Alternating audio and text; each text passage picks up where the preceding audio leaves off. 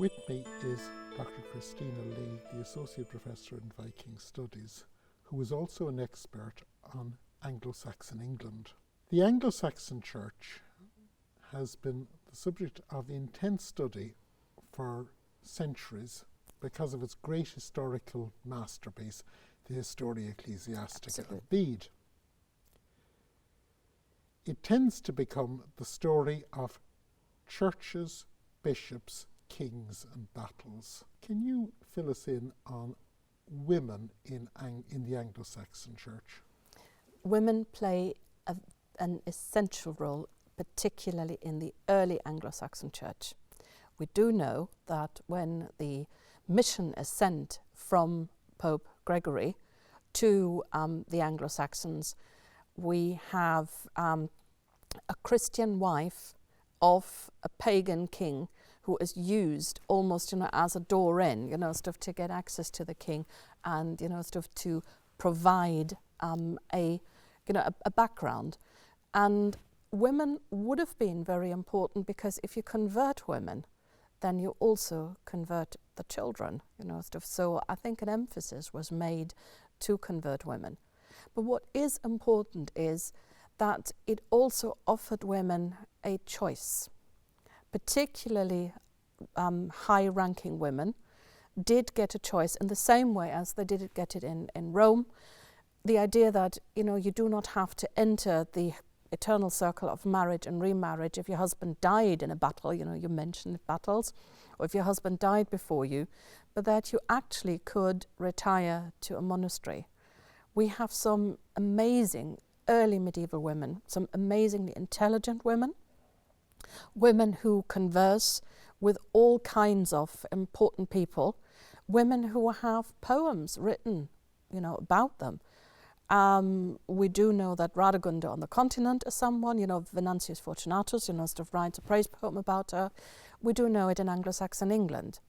We have an outstanding woman, Hild, who is an abbess at Whitby and who presides over perhaps the most important synod that ever was in England, the one where the English decided whether they follow the Celtic Church or whether they follow the Roman Church.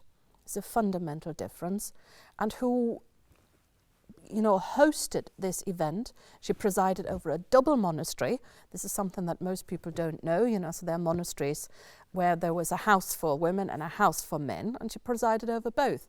She was highly literate. You mentioned Bede. Bede writes about her. We know a lot about Hild because we know from Bede, that he does write about her, and he is very, very complimentary about Hild.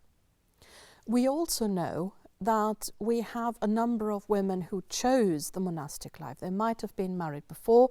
We have an Anglo-Saxon saint called Athelfrith, who is married before, but the marriage doesn't seem to be consummated. Athelfrith today would be Audrey, and who becomes abbess of Ely, and who is someone who runs a very, very important house.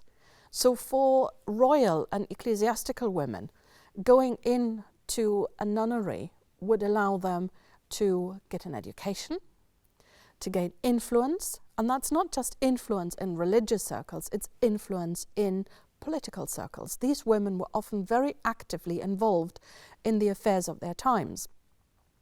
People would visit nunneries as they would visit monasteries, because when they were traveling, and they would have had contacts with these women.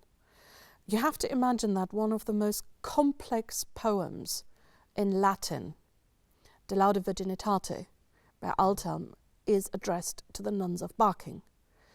That indicates we have literate women, we have women who can understand the Latin, it's quite complex, and who are recipients of male books on instructions.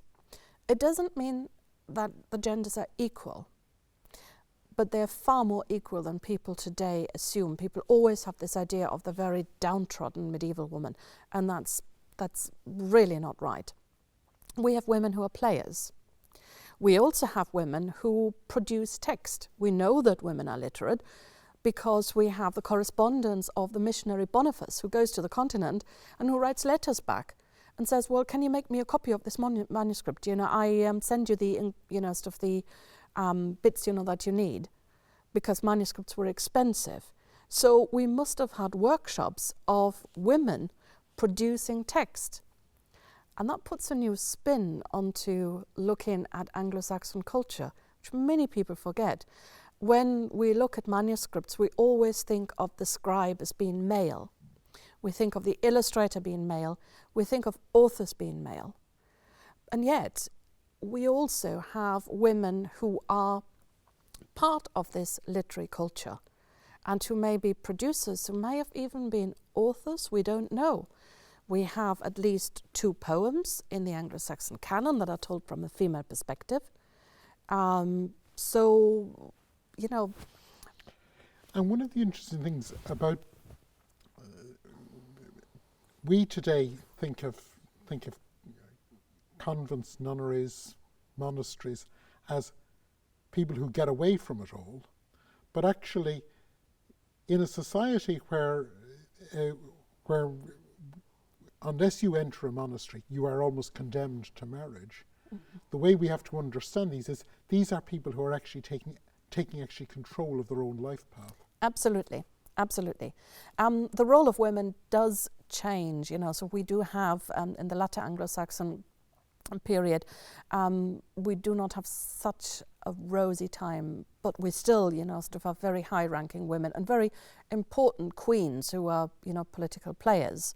And we have queens being in charge of all the female houses. That comes after the Benedictine reform in the 10th century. But it is an opportunity, particularly in the early period, to do something different with your life and to get an education. And I think, that is very appealing. And this idea that you are out of the world is alien in an Anglo-Saxon culture. An Anglo-Saxon culture depends on the others. It's not for nothing that in a monastery you would have a family structure. You have your brothers and sisters. You have your community. But an Anglo-Saxon world knows, that it depends on sponsorship, for example. We know from Bede that the king came round and often, visited these places. Some of the places were very proud and did not need, sort of patronage. But most of these places did. You had to have some kind of connections, and you had to have intelligent women who were running these places and made sure that the endowments given to these places would keep them in a good stead.